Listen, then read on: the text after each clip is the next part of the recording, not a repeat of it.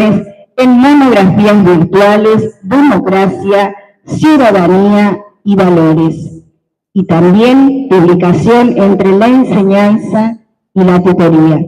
Con nosotros, la profesora Janina y la profesora Petrona.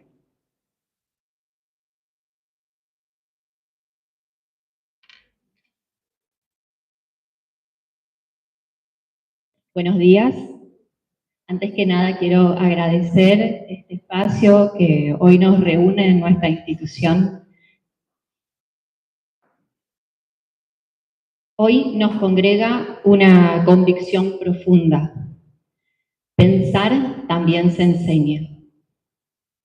Porque enseñar no es solo transmitir información, sino abrir caminos para que otros puedan descubrir, cuestionar, crear y transformar.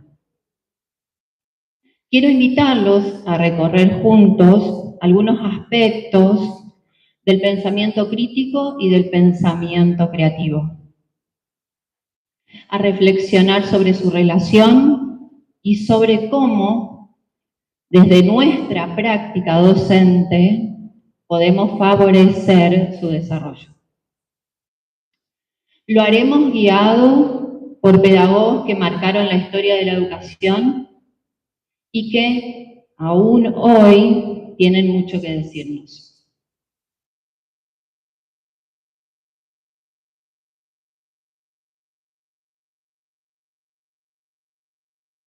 Uno de los principales desafíos con los que me encontré a la hora de poder definir a la habilidad, ¿no es cierto?, del pensamiento crítico, del pensamiento creativo, fue la diversidad que había en las definiciones. Porque desde Sócrates hasta Bacon nos vamos a encontrar a Descartes, a John Dewey, todos dieron o intentaron, mejor dicho, describir lo que significa pensar críticamente. John Dewey es considerado el precursor en el pensamiento reflexivo, que en estos casos se utiliza como homónimo, o sea, lo utilizaba como homónimo. Él escribió en su libro Cómo pensamos, que es un proceso, y lo leo textual, de una consideración activa, persistente y cuidadosa de una creencia o forma de conocimiento a la luz de los fundamentos que lo sustentan y las conclusiones a las que llega. Dewey nos recuerda que el pensamiento crítico no es una acción espontánea, sino es un acto consciente y activo, que implica analizar razones, reconocer implicancias, revisar nuestras propias creencias. Y entonces yo me preguntaba, ¿cuándo fue la última vez que algo que me dijo un estudiante o que nos dijo un estudiante nos hizo replantear lo que creíamos saber? En esa pregunta, en esa duda, en ese momento de incomodidad, es donde surge o nace el pensamiento crítico. Para darle un sentido más concreto a estas ideas, con la profesora Petrona, hicimos una encuesta semiestructurada a nuestros estudiantes de tercero, cuarto y quinto año de los profesorados. El propósito fue conocer su percepción sobre el pensamiento crítico y sobre el pensamiento creativo. Obtuvimos 41 respuestas. Al analizar los resultados, siguiendo los aportes de Robert Ennis, otro máximo exponente del pensamiento crítico, pudimos observar que identifican los tres grandes elementos que él define, ¿sí? La lógica, que está vinculada al análisis, a las relaciones entre las ideas; lo criterial, que está relacionada con la capacidad de juzgar argumentos y opiniones; y la pragmática, que está centrada en aplicar juicios y la decisión para transformar el entorno. La mayoría de los estudiantes asoció el pensamiento crítico con analizar, con cuestionar, con fundamentar sus decisiones. Y esto nos lleva a pensar lo que Richard Paul, que el pensamiento crítico es el arte de pensar sobre el pensamiento de una manera intelectualmente ordenada. Paul sostiene que pensar es parte de la naturaleza. ¿Sí? Es parte de la naturaleza humana, lo hacemos, pensamos. Pero pensar bien no lo es. Porque como decía la Magíster, estamos muchas veces pensando sobre sesgos, sobre mitos, sobre prejuicios, sobre creencias, y hace esta separación de que eso no es pensar bien. Por eso necesitamos aprender a intervenir en nuestro pensamiento, analizarlo, evaluarlo y mejorarlo.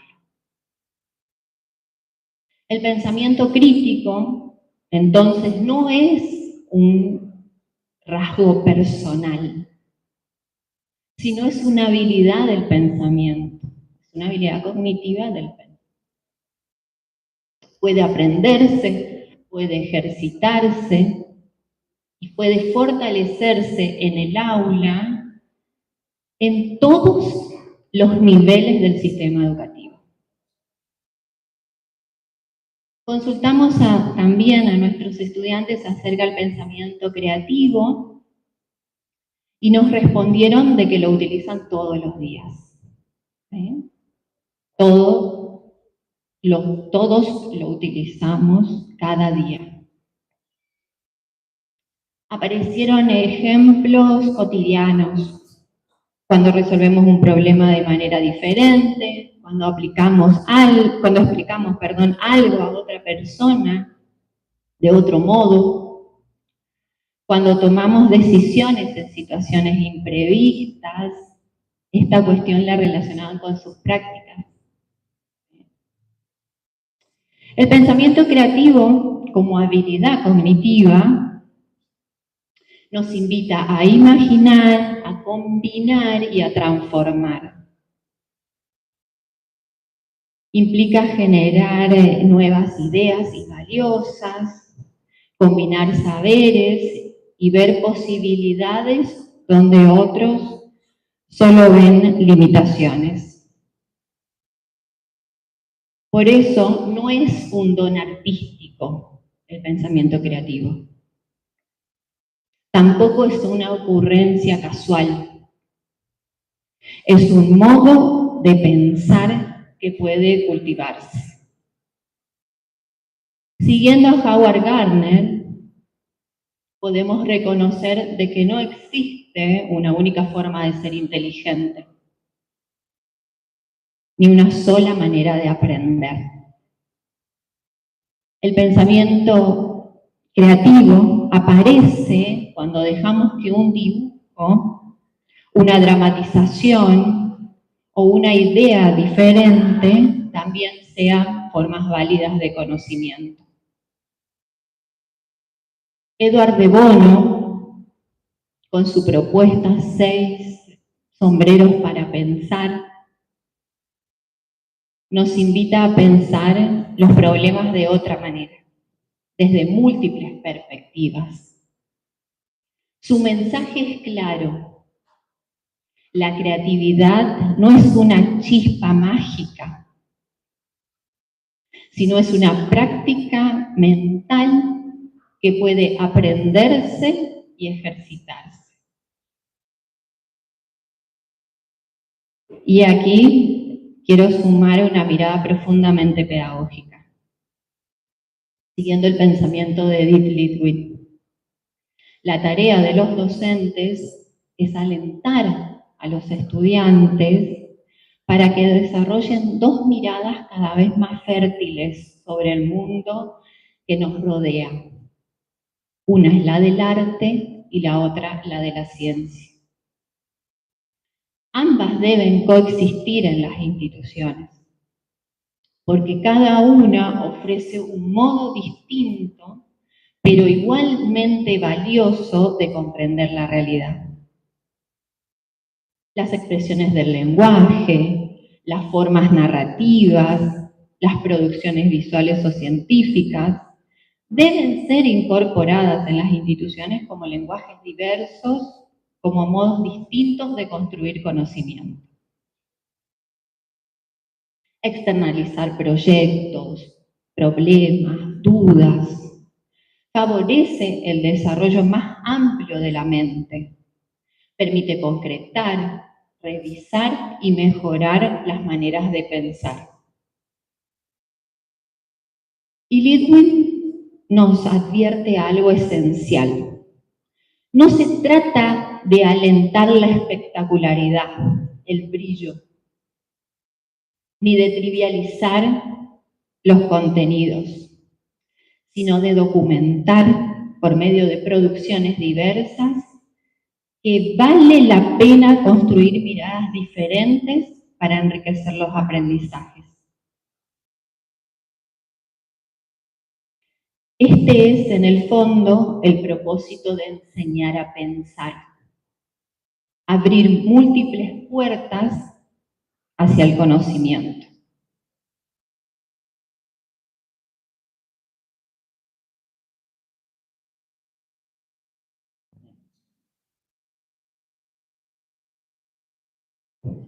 El pensamiento crítico y el pensamiento creativo no son opuestos, son dos caras de la misma moneda. El pensamiento crítico analiza, juzga, transforma, y el pensamiento creativo imagina, combina y transforma. ¿Qué sucede? Que si nosotros tomamos solamente el pensamiento crítico y dejamos lo creativo, se vuelve rígido. Y si nosotros tomamos solamente el pensamiento creativo, dejando fuera la crítica, se vuelve ingenuo.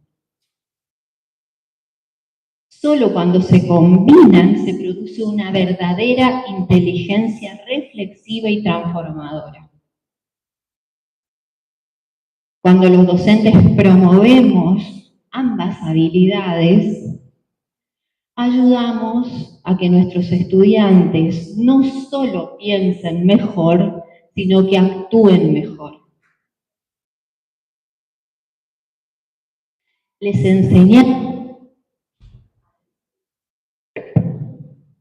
enseñamos a decidir con fundamento, a imaginar alternativas, a cuestionar con respeto y a construir con sentido.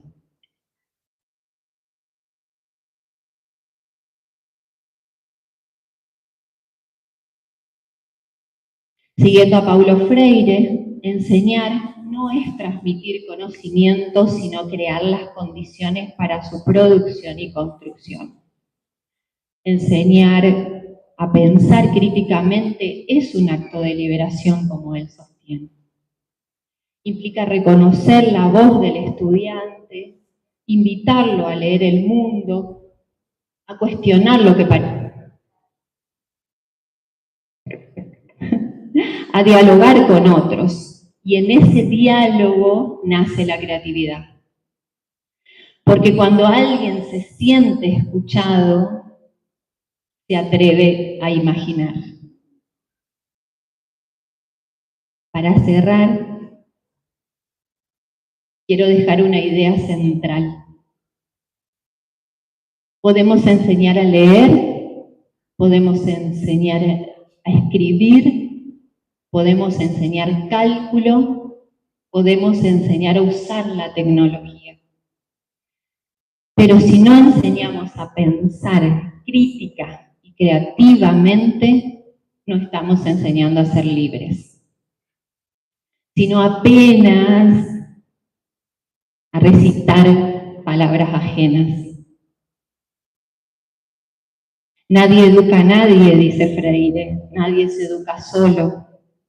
Los hombres se educan entre sí mediatizados por el mundo. Y en esa mediación, el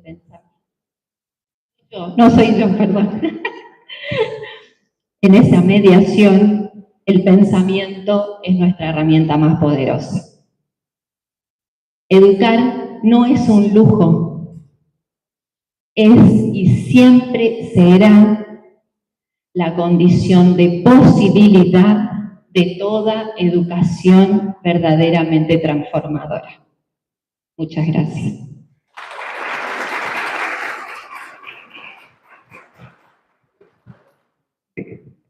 Ahí está. Bueno, buenos días. Por si no recuerdan, mi nombre es Petrona y voy a continuar con la segunda parte de esta ponencia que pensamos con Janina en cuanto a la alfabetización en las ciencias humanas.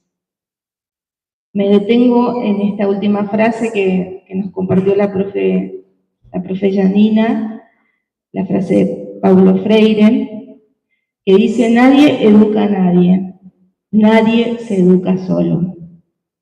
Y esta frase nos invita a pensar que alfabetizar no es solamente enseñar a leer y a escribir, sino también es enseñar a leer el mundo y hacerlo con autonomía y con deseo.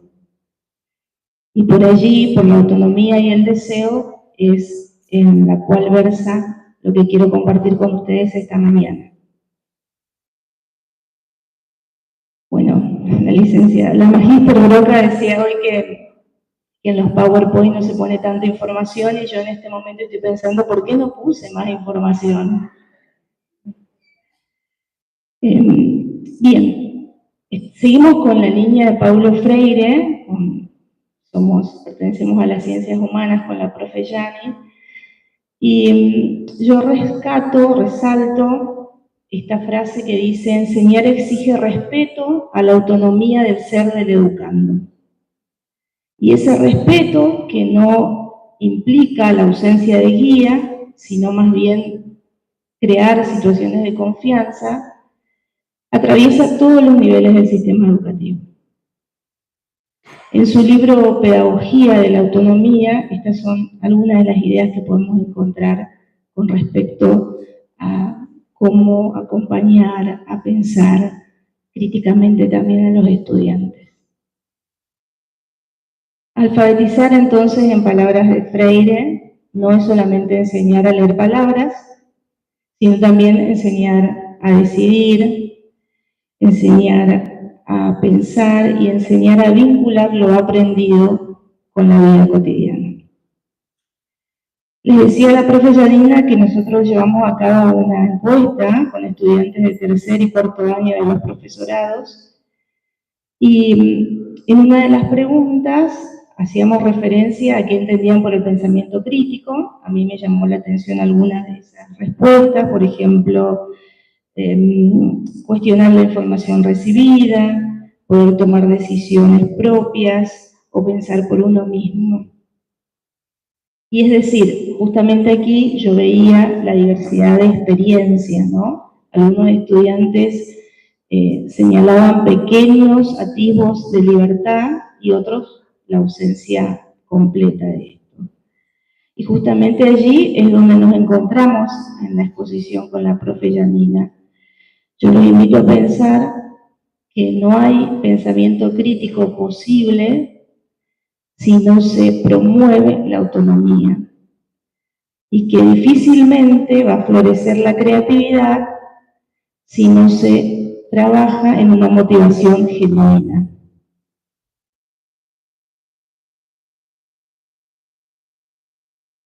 Otra de las preguntas que hacíamos en las encuestas tenía que ver con que si los estudiantes recordaban en toda su trayectoria escolar alguna situación en la que hayan podido decidir cómo aprender.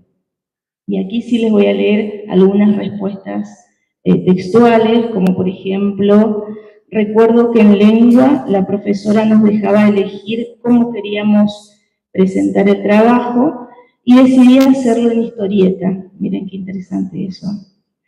En séptimo grado nos permitieron elegir la forma de exponer y por primera vez sentí que podía mostrar lo que sabía a mi manera. Por primera vez, en séptimo grado.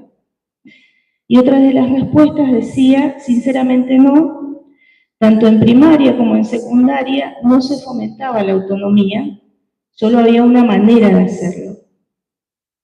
Entonces acá vemos que promover el desarrollo de la autonomía, que va a facilitar, que nos va a ayudar al pensamiento crítico, no depende del nivel por el que el alumno esté transitando, sino más bien depende de las prácticas docentes concretas que habilitan el poder pensar libremente, el poder decidir y el poder compartir esas ideas que se generan, ¿sí? Desde Piaget, los que son mis alumnos acá van a decir ya empezó con Piaget. Desde Piaget sabemos que la autonomía moral e intelectual se construye a medida que los niños pueden pasar de aceptar las reglas impuestas a comprender el sentido de ellas, ¿sí? También Lev Vygotsky nos puede ayudar a pensar la autonomía, ¿sí? La autonomía no surge del aislamiento, sino más bien de profesores que acompañan, guiando, que acompañan, generando andamiajes que permiten a los estudiantes internalizar estrategias y autorregularse, ¿sí? Esto de la autorregularización regular. ¿Cómo es? Autorregularización. Autorregulación. Estoy como el reel, me siento empoderada. Bien.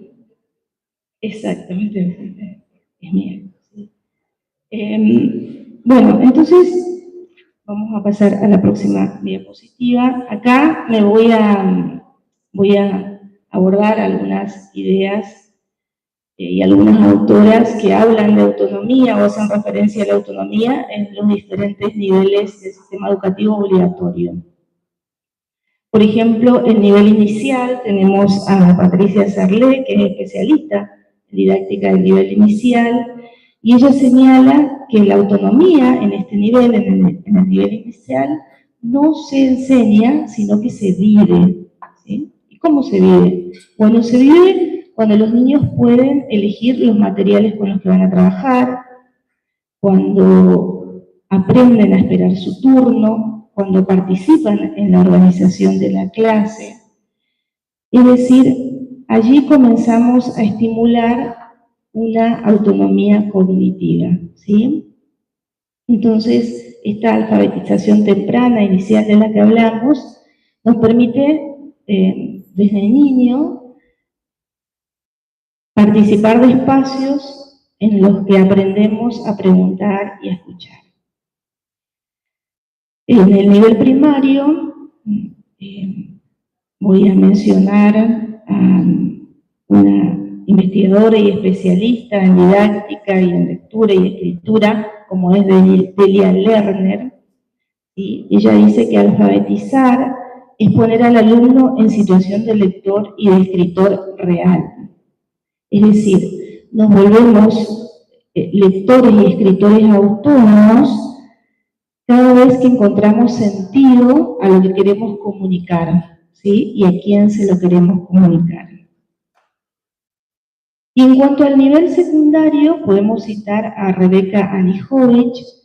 Ella va a hacer referencia, ella es magíster en la formación de formadores, ¿sí? Y va a indicar que la autonomía se fortalece cuando el estudiante comprende qué está aprendiendo, cómo lo está aprendiendo y con qué propósito lo está aprendiendo, ¿sí?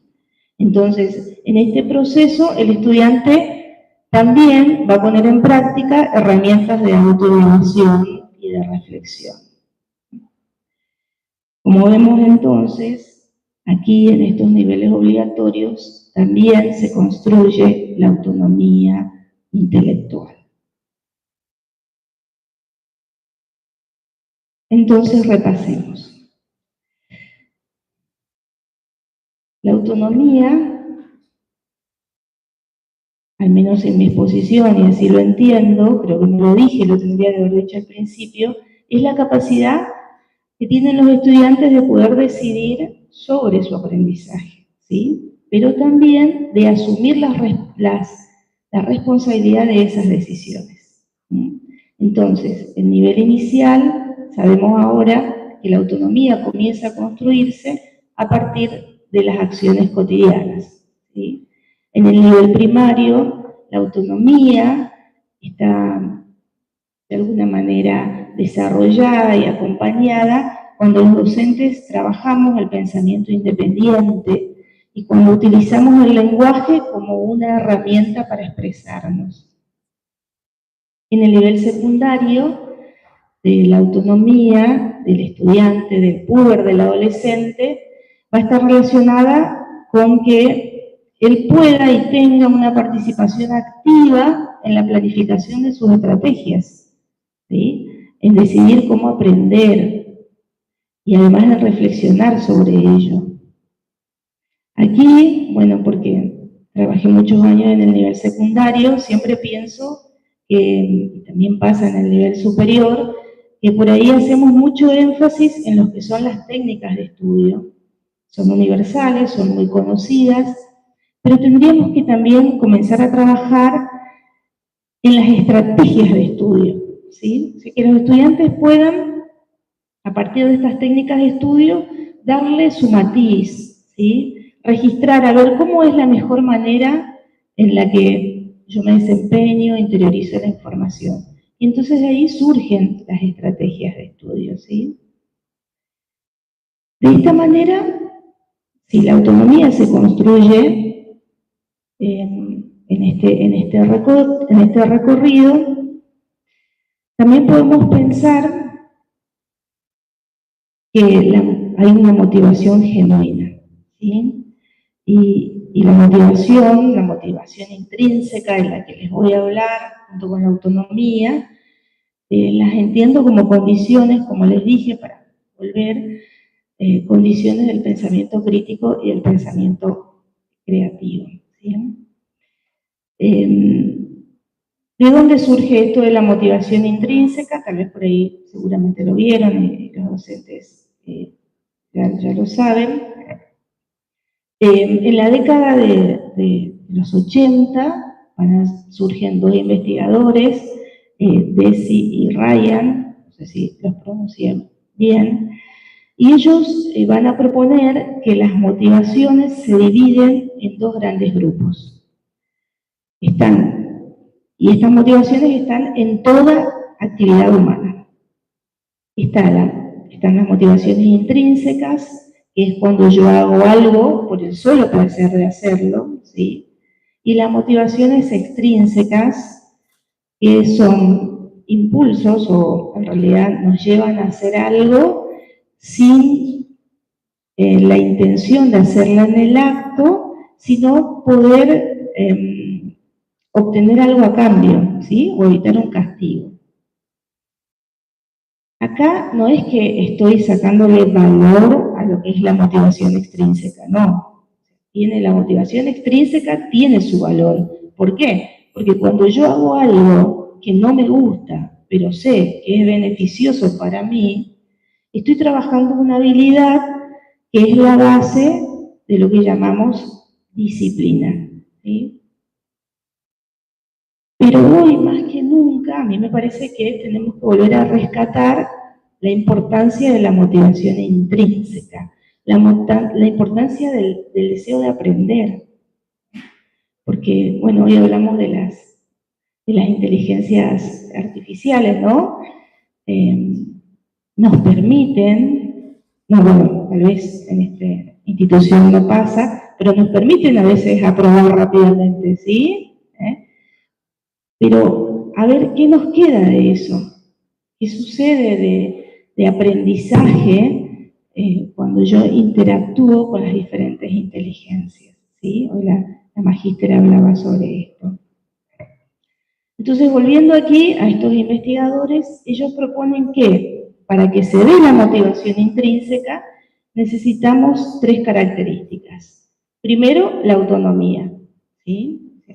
El sujeto que realiza una actividad tiene que sentir que tiene un margen de poder decidir el recorrido. También tiene que darse la competencia, es decir, el sujeto tiene que sentirse capaz de realizar la actividad que le propone o en la que está inmerso, ¿sí?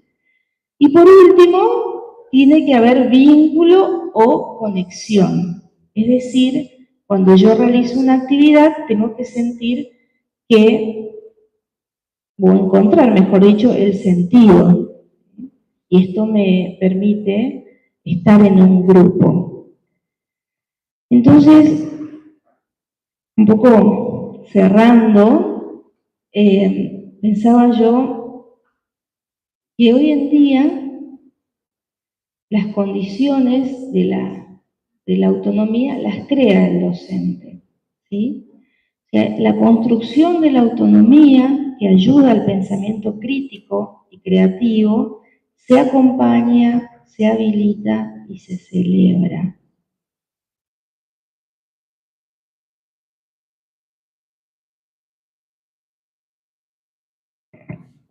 ¿Por qué? ¿Por qué decimos que se acompaña, se habilita y se celebra? Bueno, porque hoy más que nunca, al menos en mi entendimiento, tenemos que trabajar el acompañar el deseo de aprender, ¿sí? Una escuela que logra que sus estudiantes lean por placer y tengan la tendencia a descubrir y la tendencia a generar nuevas ideas, nuevos pensamientos. Es una escuela que trabaja el pensamiento crítico, es una escuela que trabaja la autonomía, y este es el primer paso para transformar el mundo de los estudiantes y por lo tanto el mundo que todos compartimos. Bueno, ¿alguna pregunta? ¿Qué me quiere preguntar, profe? Dicen mis estudiantes.